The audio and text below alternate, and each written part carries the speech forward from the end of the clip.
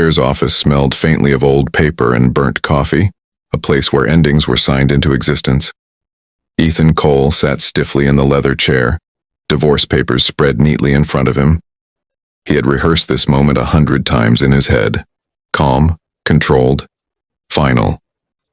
All he wanted was to sign, walk away, and bury the last 6 months of silence. He checked his watch. She was late. Just as impatience crept in, the door opened. For a second, Ethan didn't recognize her. Maya stepped inside slowly, her face thinner, eyes deeper, carrying a quiet strength that hadn't been there before. She wore a loose beige coat, buttoned higher than necessary, and held her purse close like armor. Their eyes met, and years of shared memories flashed between them. Laughing in a tiny kitchen, late-night arguments, promises they never kept. "Ethan," she said softly. "Maya," he replied, standing out of habit rather than intention. They sat across from each other, the table between them feeling wider than it was. The lawyer spoke, explaining terms, timelines, responsibilities. Ethan nodded mechanically, barely listening. His gaze kept drifting back to Maya. Something felt different. When she shifted in her chair, the coat pulled slightly tight. Ethan's breath caught. His eyes followed the curve beneath the fabric, his mind scrambling to make sense of it. No, it couldn't be. His fingers loosened, and the pen slipped from his hand, clattering loudly onto the table. "Maya," his voice came out rough. "Are you?" She didn't answer right away. Slowly, deliberately, she unbuttoned her coat and let it fall open. 7 months. The room seemed to tilt. Ethan's heart pounded so hard it drowned out the lawyer's startled question. "Is everything all right?" Ethan couldn't speak. His thoughts collided. Dates, arguments, the night she left, the unanswered calls. 7 months meant... "You didn't think I should tell you?" Maya said, her voice steady but edged with pain.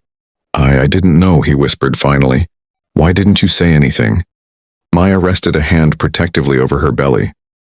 "Because you were already gone," she replied. "You chose the divorce before you chose us." Silence swallowed the room. Ethan stared at her, frozen, not just by the pregnancy, but by the weight of what he might have already lost. And for the first time since she walked out, he realized this wasn't just an ending. It was a reckoning. The lawyer quietly excused himself, sensing that the room no longer belonged to contracts and clauses.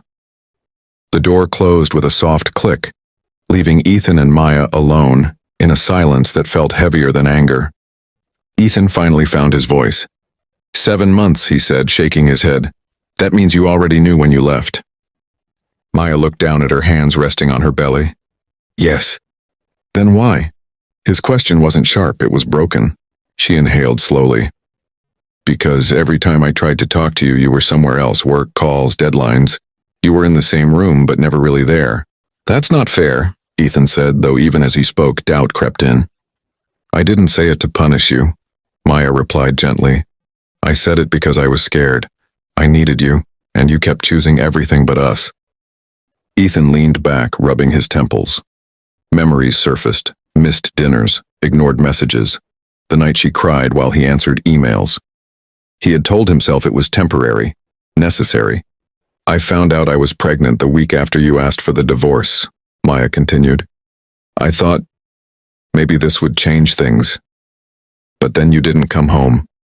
Not once." His chest tightened. "You could have called." "I did," she said, finally meeting his eyes. "You didn't answer." The words landed hard. Maya shifted uncomfortably, wincing. Instinctively, Ethan moved closer, reaching out, then stopped, unsure if he still had that right. "I wasn't trying to trap you," she said quietly. "I wasn't trying to fix a broken marriage with a baby. I just wanted peace. For me. For this child." Ethan swallowed. "Is it mine?" The question hurt him as much as it hurt her. Maya nodded once.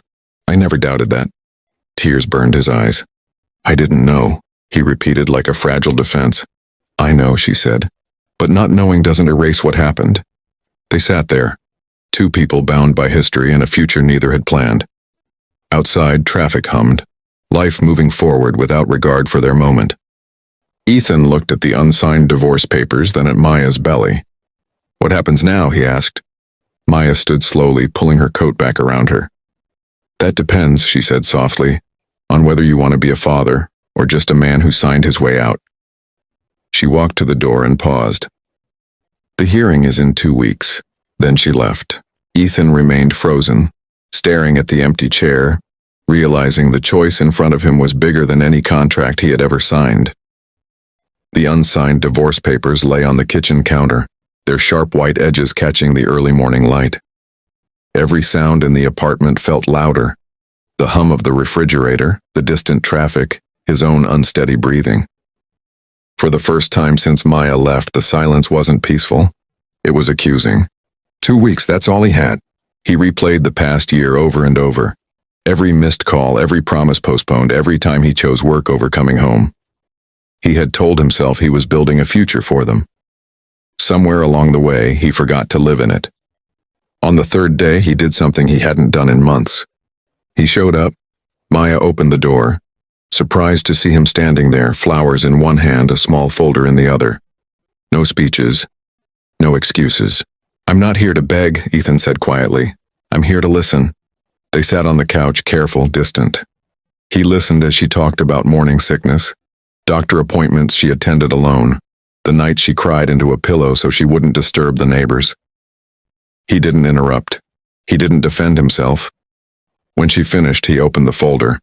Inside were appointment reminders he'd scheduled, parenting classes he'd enrolled in, and a letter, handwritten. "I don't expect forgiveness," he said, "but I want to earn the right to be present." Maya's eyes filled with tears, not of relief, but of recognition. Weeks later, the courtroom felt different. The judge looked down at the file. "Are both parties ready to proceed with the divorce?" Ethan stood. "No, Your Honor." Maya's breath caught. "I was ready to end a marriage," he said, voice steady, "because I didn't know how to be a husband. I don't want to make the same mistake as a father." Silence stretched. The judge nodded and postponed the hearing. Months later, in a hospital room washed in soft light, Ethan held his newborn daughter for the first time. She wrapped her tiny fingers around his, anchoring him in a way nothing else ever had. Maya watched, cautious but hopeful. They weren't magically fixed. Trust took time, healing took effort. But this time Ethan stayed. Because some moments don't ask for perfection, only presence.